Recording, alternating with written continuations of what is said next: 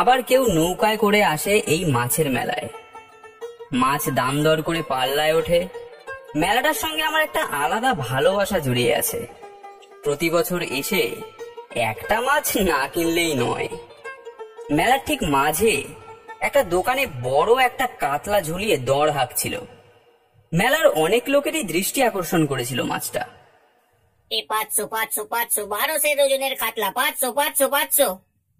এত বড় আর সুন্দর কাতলাটা হাতছাড়া করতে ইচ্ছে হলো না। তাই কেউ কিছু বলার আগেই আমি বললাম, আমি নেব, নামাও। দোকানদার মাছটা আমার হাতে দিল। বেশ ভারী। মেলার কিছু লোক তো আমার মাছটার দিকেই তাকিয়েছিল। আমি কোনো কথা না বলে বাড়ির দিকে হাঁটা দিলাম। আকাশে মেঘ করে এসেছে। ঝড় বৃষ্টি আসার আগেই বাড়ি ফিরতে হবে। এসেছিলাম গরুর গাড়িতে, তবে যাব কিসে তা ঠিক করা হয়নি। একটা ভ্যান বা রিক্সা পেয়ে যাব নিশ্চয়ই। রাস্তার সামনে একটা বাঁশের মাচায় বসে অপেক্ষা করতে লাগলাম। তবে সারাদিন মেলার লোকজনের হই হুল্লোড় আওয়াজে পরিপূর্ণ এই আদি সপ্তগ্রাম সন্ধ্যার পরে যে এত নিস্তব্ধ হয়ে যাবে তা আমি ভাবতেও পারিনি। 2 ঘন্টা ধরে বসে রইলাম। রিক্সা তো দূরের কথা, একটা মানুষেরও দেখা পেলাম না। বিরক্ত হয়ে উঠে দাঁড়ালাম। না, আজ আর কোনো রিক্সা পাবো বলে তো মনে হচ্ছে না। ঠিক সেই সময় লক্ষ্য করলাম দূরে অন্ধকার থেকে একটা রিক্সা এদিকেই এগিয়ে আসছে। আমি বললাম, দাঁড়াও দাঁড়াও, শুনছো ভাই, একটু দাঁড়াও দাঁড়াও ভাই। তা বাবু, মাছ নিয়ে ফিরছেন বুঝি? হ্যাঁ, এই মেলায় গিয়েছিলাম। তা আমাকে একটু দোলতলা ছেড়ে দেবে? তোমাকে না হয় আমি একটু বেশি ভাড়া দেব। তা ছাড়বো না কেন? উঠে আসুন, উঠে আসুন। আমি রিক্সায় উঠে বসলাম। মাছটা তখনও আমার হাতে। রিক্সাওয়ালা বলে উঠল, মাছটা আমারে দেন বাবু, আমি রেখে দেই। আপনার দৌড়ে বসতে অসুবিধা হবে। না না, ঠিক আছে, আমি পারবো। তুমি চলো, আর দেরি করো না। রিক্সার চাকা গড়াতে শুরু করলো। আমি বললাম, তুমি কি এই আদি সপ্তগ্রামেই থাকো? হ্যাঁ বাবু, আসলে মাছ খুব ভালোবাসি তো, তাই এই আদি সপ্তগ্রামেই থেকে গেছি। এতক্ষণ বসে থেকেও কোনো রিক্সা পাইনি। তোমাকেই দেখলাম এত রাত্রে ভাড়া নিয়ে যেতে। রিক্সা পাবেন কিভাবে? আপনি যে ভুল পথে এসেছেন। ওই দিকের মোড়ের মাথায় সব রিক্সা দাঁড়ায় থাকে, এদিকে কেউ আসে না। এদিকে যে সব মাছ কে করে আসে। হঠাৎ চারিদিকে ঝোড়ো হাওয়া বইতে শুরু করলো। বৃষ্টি নামার আগেই বাড়ি ফিরতে হবে। সামনে গাছের তলার অন্ধকারে একটা ছায়ামূর্তি দেখতে পেলাম। কিরে ভূত, পুরো মাছটাকে কি একাই হজম করবি নাকি? হ্যাঁ, হিংসে করবি না গেছো, একদম হিংসে করবি না। নিজে তো সারাদিন এই গাছ থেকে ও গাছ আর ও গাছ থেকে এই গাছ, কোথায় কি হলো কোনো খোঁজ খবর রাখিস? ওরে ওরে ভূত, তুই তো রেগে গেলি রে বাপ। রাগ করিস নে, রাগ করিস নে, অন্তত মাথার দিকটা দে। কত বড় কথা বলে কিনা মাথার দিকটা। তোকে আমি এক টুকরো আশও দেব না। চলি। কাজটা ভালো করলি না ভূত, তুই আবার এদিকে আসবি না, তখন তোকে দেখে নেবো, দেখে নিস। ওরে গেছো, নাম আমার ভূত, দেব তোরে ভূত। ওদের মধ্যে কি কথা হলো কিছুই বুঝতে পারলাম না।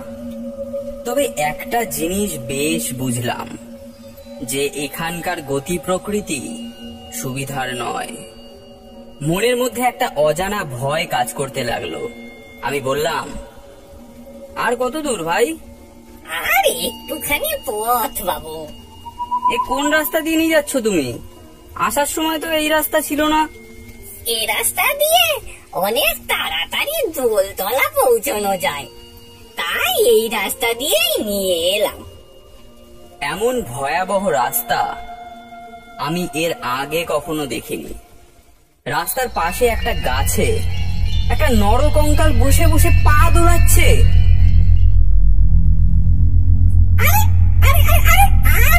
বাস, বেশ সুন্দর একটা মাছের গন্ধ আসছে বলে মনে হচ্ছে।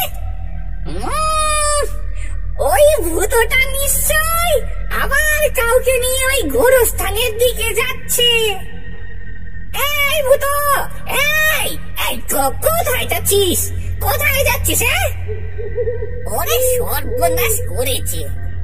আমি ভয়ে ভয়ে বললাম, কি কি কি হয়েছে?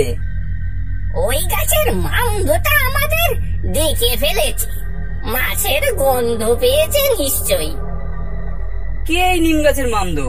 আর তুমি আমাকে এই সব ভুতুরে রাস্তা দিয়ে এবার নিয়ে এলে কেন? রিক্সা ধরে বসুন বাবু, মামদোটা পেছনেই আসছে মনে হচ্ছে। লোকটা এই কথা বলে খুব জোরে জোরে রিক্সা চালাতে শুরু করলো। রিক্সার গতি দেখে মনে হলো রিক্সা যেন মাটিতে নেই, হাওয়ায় ভেসে চলেছে। আশ্চর্য, একটা মানুষের পক্ষে এত জোরে রিক্সা চালানো কিভাবে সম্ভব? পিছন থেকে একটা আওয়াজ শুনতে পেলাম, ওরে ওরে যাস নে, একটিবার দাঁড়া, কতদিন মাছ খাইনে, দাঁড়া একটিবার দাঁড়া। রিক্সা প্রবল গতিতে ছুটে চলেছে। এমন সময় আকাশে প্রবল শব্দ করে বিদ্যুৎ চমকে উঠল। ঝিরিঝিরি করে বৃষ্টি পড়া শুরু হলো। রিক্সার পেছন থেকে আসা ছপ ছপ আওয়াজটা আস্তে আস্তে মিলিয়ে গেল। একটা গাছের সামনে এসে লোকটা রিক্সা দাঁড় করালো। আমি বললাম, বাপ রে, এই তোমার আর নিয়ে যেতে হবে না, আমি একাই যেতে পারবো। কি কুক্ষণে যে তোমার রিক্সায় উঠেছিলাম। একা একা কোথায় যাবেন বাবু? দেখুন, আমরা গোরস্থানের মাঝখানে আছি। চারপাশে চোখ পড়তেই দেখি আমাদের চারপাশে সারি সারি কবর, সবকটাই পুরনো, জরাজীর্ণ আর ভয়াবহ। তারপর হঠাৎ কবরের এবড়ো খেবড়ো মাটি থেকে একটা কঙ্কালের হাত বেরিয়ে এলো। তারপর আস্তে আস্তে পুরো দেহটাই কবর থেকে বেরিয়ে এলো। দেহ বলা ভুল হবে, আসলে দেহ নয়, কঙ্কাল।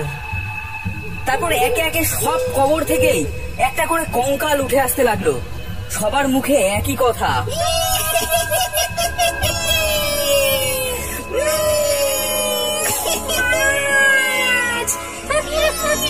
সেই কবে মাছ খেয়েছি মরার আগে,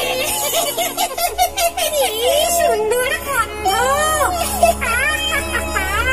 আমাকে মাছটা দিয়ে যা। সেই কবে মাছ খেয়েছি, দিয়ে আমাকে মাছটা দিয়ে যা। মাছ খাবো, মাছ খাবো।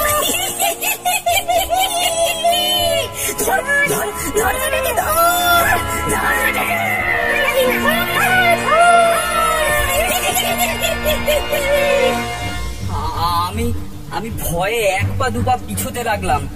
দেখলাম রিক্সাওয়ালা একেবারে গাছের ওপরে একটা মগ ডালে উঠে বসেছে। মাছটা তোরা নিয়ে, আমি শুধু গোটা মানুষটাকে খাবো। আমি ভয়ে দিলাম এক ছুট। নরকঙ্কালগুলো আমার পেছন পেছন ছুটতে লাগলো।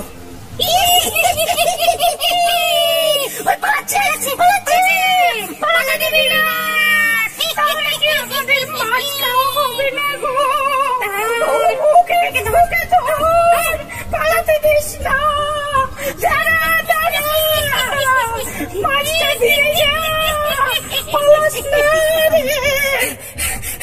দৌড়াতে দৌড়াতে মাছটা হাত থেকে ছুঁড়ে ফেলে দিলাম। সমস্ত কঙ্কালগুলো একেবারে হামলে পড়লো মাছটার দিকে।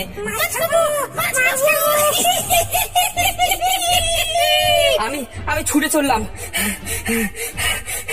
পিছন থেকে বীভৎস হাসির আওয়াজ ভেসে আসছে।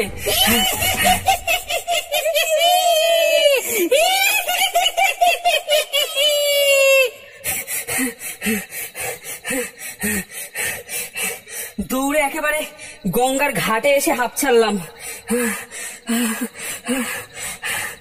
দেখলাম একটা নৌকা সবে মাত্র ঘাটে এসে ভিড়েছে। একটু দেরি না করে নৌকায় উঠে বসলাম। হাঁক পেরে বললাম, আমাকে আমাকে রামঘাটে নামিয়ে দিও মাঝি। ছাউনির ওপাশ থেকে আওয়াজ এলো, বাবু কি মাছ নিয়ে ফিরলেন নাকি?